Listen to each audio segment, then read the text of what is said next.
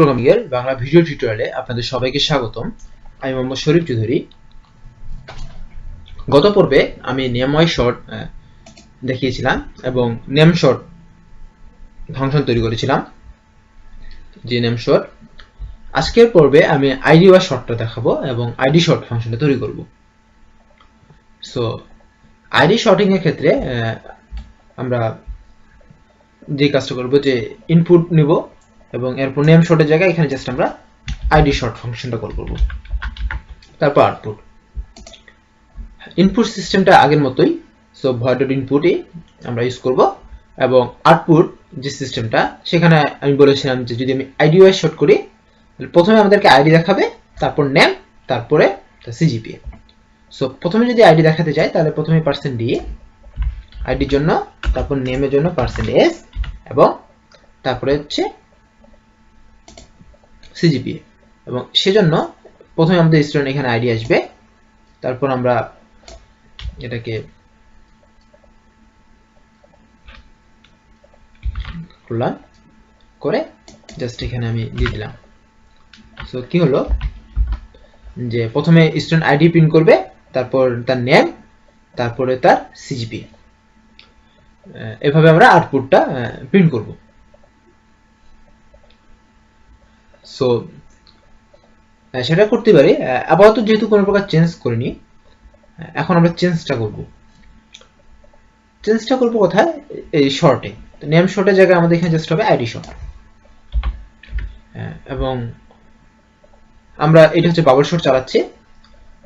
ID sorting এর ক্ষেত্রে আমরা যে হিসেবে আমরা শর্ট করব সেটা হচ্ছে যে আমরা চেক করব যে স্টুডেন্ট এর আইডিটা, স্টুডেন্ট আই এর আইডি যদি স্টুডেন্ট জি এর থেকে বড় হয় তাহলে আমাদের ইন্টারচেঞ্জটা হবে।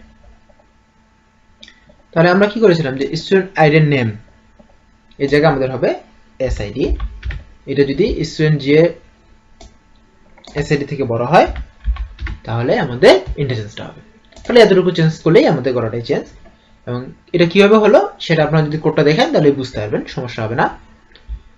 আবার বলি, প্রথমে আমি এখানে ইনপুট ফাংশনটা কল করেছি। ইনপুট নেওয়ার সিস্টেমটা আমরা এর আগে যে সিস্টেমে ইনপুট নিয়েছিলাম ঠিক সেরকমই। তারপরে আমরা আইডি শর্ট ফাংশনটা কল করব। আইডি শর্টে হবে কি যে একটা কন্ডিশন, এই কন্ডিশন ওয়াইজ কিন্তু গোটা বাবল শর্টটা কাজ করে। একটা কন্ডিশন আমি কি হিসেবে শর্ট করব, জাস্ট এই একটা কন্ডিশনের উপর গোটা বাবল শর্টটা নির্ভর করে। আমরা এখানে কি লিখেছি, যদি স্টুডেন্ট আইডিটা, আই এর স্টুডেন্ট আইডিটা যদি জে এর স্টুডেন্ট আইডি থেকে বড় হয় তাহলে ইন্টারচেঞ্জ হবে। এই হিসেবে ভিত্তি করে যেহেতু এটা তৈরি হচ্ছে, তারপর এই ইন্টারচেঞ্জটা হচ্ছে।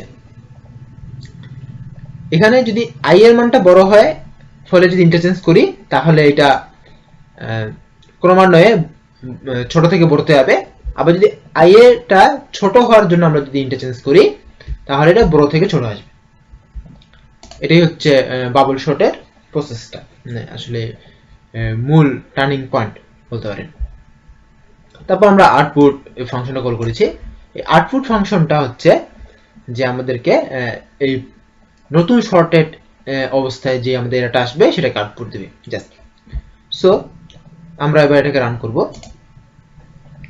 রান করার ফলে এবং এখানে আমরা ইনপুট দেব, কপি সব থেকে পেস্ট করলাম। যদি আমি এন্টার চাপি, এখানে সমস্যা করতেছে। সমস্যা করলো কোথায় একটু দেখি।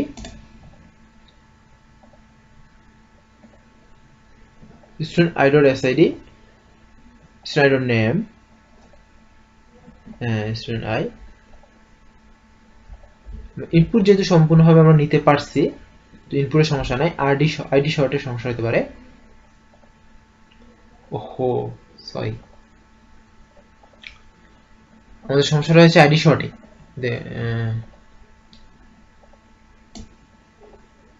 আমরা এখানে স্ট্রিং কম্পেয়ার করেছি, এটা স্ট্রিং কম্পেয়ার হবে না, এটা জাস্ট ডাইরেক্টলি কম্পেয়ার হবে।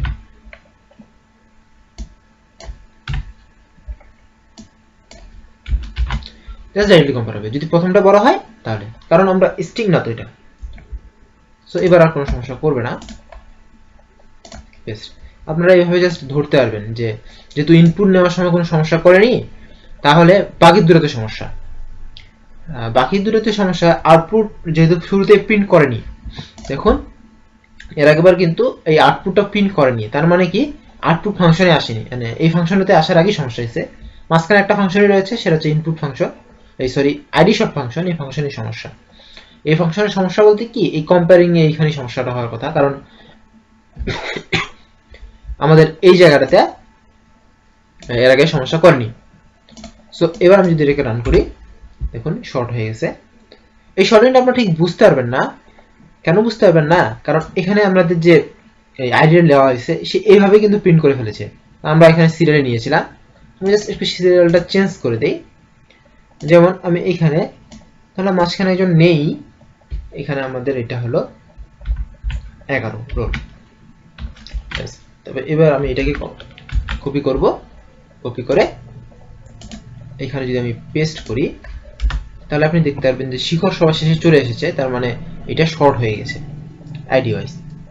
1 2 3 5 4 ছিল, এই চারটা এবার আমি শিখর এখানে নিয়ে আসছি। সো মোটামুটি ভাবে আমরা আইডি ওয়াইজ শর্ট করতে পারি। আশা করি আপনার কোডটা বুঝতে পেরেছেন। যদি বুঝতে না পারেন তাহলে কোডটা আরেকবার দেখবেন, এবং আজকের এই পর্বটা বুঝতে গেলে আপনাদেরকে গতকালে যে পর্বটা ছিল সেই পর্বটা আপনারা ভালো করে বুঝতে হবে। গত পর্বটা আপনারা যদি ভালো করে লক্ষ্য করে থাকেন, সেক্ষেত্রে আপনার আজকের পর্বটা কোনো সমস্যা করবে না। সো ধন্যবাদ সবাইকে আমার সাথে থাকার জন্য। দেখা হয় পরের টিউটোরিয়ালে। ধন্যবাদ সবাইকে।